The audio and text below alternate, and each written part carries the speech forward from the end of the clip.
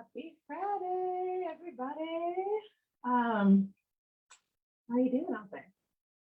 How are you, my friend?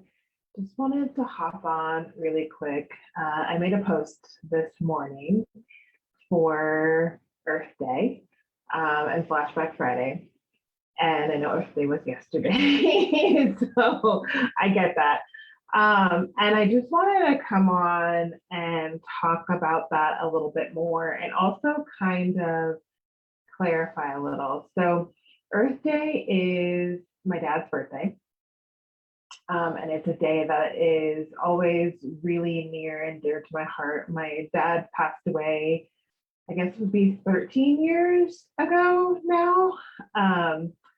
And it was really kind of crazy because the day I got the call that he passed away was on April Fool's Day. Not a fun April Fool's joke, right? Not even a little bit, not at all. But I remember very vividly, I was driving in the car when I got that call, and we had an estranged relationship, but he had written me a letter. And I hadn't gotten around to writing him back. And I felt so bad that I hadn't written him back. And I meant to, and we had already had conversations in the past and got to a place of forgiveness with all of the things that had happened as a child. There was some abuse and stuff like that. And, he apologized. We were in a clean space energetically. So there wasn't a rift anymore. I just was, busy doing life as we sometimes get, right? And so I hadn't gotten around to writing him back from the last letter he wrote. And I remember feeling so sad that morning that I got the call that he had passed away. And I eventually just wrote him a letter anyway, just for my own kind of healing process. My dad had a very hard life, a lot of abuse he had experienced, and he grew up in a different time. I think now we're really fortunate because it is okay to have conversations around when you're struggling, around mental health, around healing, and just kind of breaking through things. And I feel like at the time he grew up, that wasn't an openly acceptable conversation in society, culturally, religion wise, it just mainstream, it wasn't acceptable at that time. And he was such a talented man, actor, model, and he went to the military, and he was in the Navy, and he became a chief in 8 years, which is apparently really, really fast. So super smart, super talented, and just didn't have the tools, the wherewithal, the whatever it was that he needed to go on his own healing journey and process through all of that stuff and allow himself to just be. And that term, being you, has definitely become a mainstream term in the last few years. And I'm so happy and excited and grateful for that and about that, because that's something even I have struggled with, what the heck does it mean to be me? What does that look like? Who am I? And it's this constant process of being like a little kid on the playground and like being excited and super curious and like not looking for a specific answer, but just like genuinely curious, like no preconceived notion, right? And so it's been this journey of like falling in love with me and like playing with different things and trying on different hats and like having different experiences and going, no, that wasn't so fun, or I really like this one, I'm going to keep doing that more, and what I have come to really realize is that being me is really this space of where there is a level of ease that's present. There's a level of fun that's present. There's a level of joy that's present. And there's even like a level of peace, but not like peace from this like, oh, peace on earth, like unattainable thing to like strive for. Like a true like inner peace. Like I really like me. I really enjoy spending time with me. I will interact with other people too, and I can be with myself in silence and not be uncomfortable. Like, have you ever had the feeling of like being in a crowd and you're around all these people, but you still feel alone? Not a fun feeling, right? And so I can be in a crowd or be by myself and be completely content with my own company and my own thoughts. And that's not something I was able to say for a very long time because I never felt like I fit in anywhere, wasn't comfortable in my own skin, and I really didn't get what it meant to like relish in the joy of being me. And so because I'm a curious person, that's still going to be like a journey, right? And an experience and a curiosity that I continue to explore, and like discover new things about me all the time, I'm sure, just because that's, always been my nature to be super curious. And there's this other different level of peace that I have now. And I'm not saying I've arrived or I have everything all figured out. I think people who pretend to do that are full of it. Run. If anyone's pretending like they have the answers or they've got it all figured out or they've arrived, like I've said before, if we're not growing, we're decaying or dying, right? So there's always more. Like we live in this very abundant universe, and there is this really rampant lie of scarcity, like there's not enough, or that there's an end point or finishing. And it's like, no, there's always, always, always more. So I wonder like what adventure you can go on for you of one being in total gratitude for where you are and who you are right now. No matter if you're where you thought you would be in life at this point, who cares? I have a really amazing business coach. His name's Gary Barnes. And I love the way he puts it because he always says, like people ask him, how do I know if I'm on the right road? And one thing he says is, we're all on the same road. We're just at different mile markers. Let that sit with you for a minute and replay this again if you really like didn't hear what I said. So it's like, what if there's no right way to do it or path or where you should be or where you could be? Like, what if none of that matters? And like, what if the past is totally irrelevant?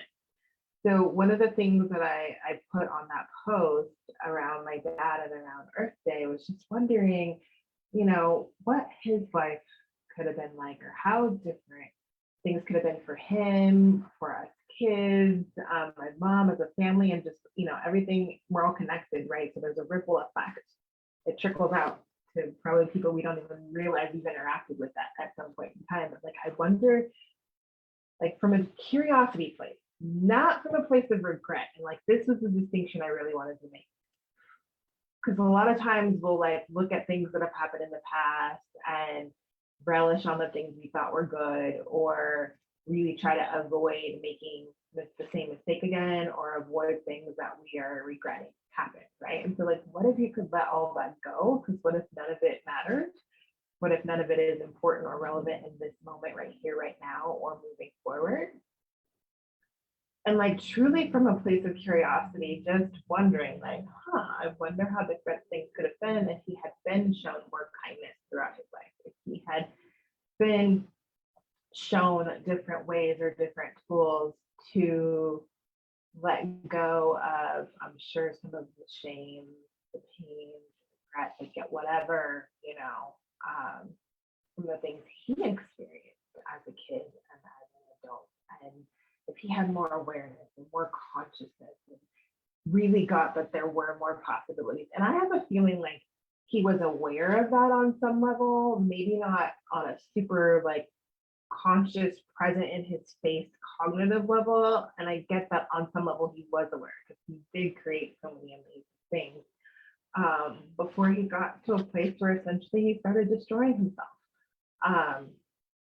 And yeah, so I'm really curious about that. And like, it's not like I get to know, right? So I'm not going to sit in it and, make a big deal out of it. It's just what that does for me in that curiosity is invites me to be more of me and invites me to really get excited about empowering others even more, to like be more of them and know that there are other possibilities and know that we always have choice and know that like the most beautiful gift you can be to yourself and to others is to be you.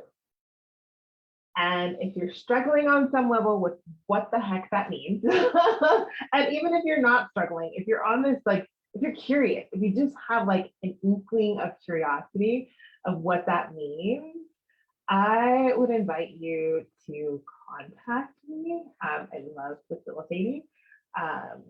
And also, I have this really fun online intro class coming up, and there's a little manual and everything.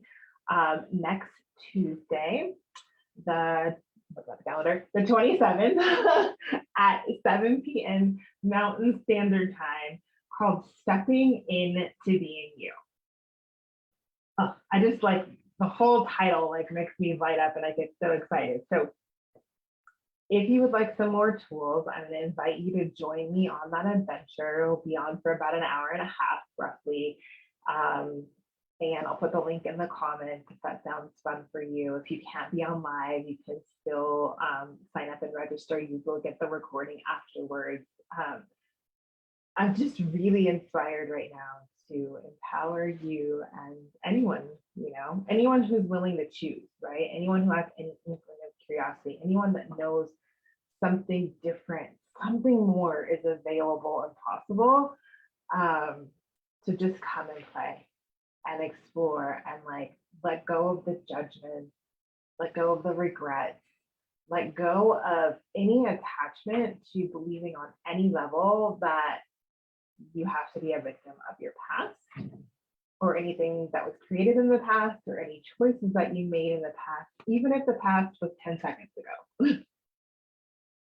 The only true moment that exists is this one right here, right now.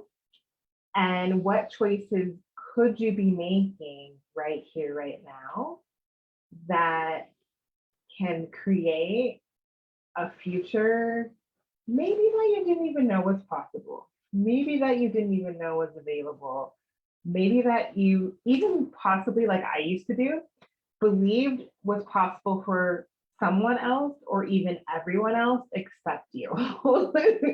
Silly thought I used to have, because I thought I was that special that things were possible for everyone else except me because I was cursed. Yeah, really cute, but not a very bright way to think. But like sometimes, we buy these lies, we buy these judgments, we buy these points of view, and we feel like they're real because they do feel real. And so, what if even the things that you think, your thoughts, your feelings, your emotions, your experiences, even if those things feel so freaking real to you right here, right now, this moment, what if even the things that feel real aren't?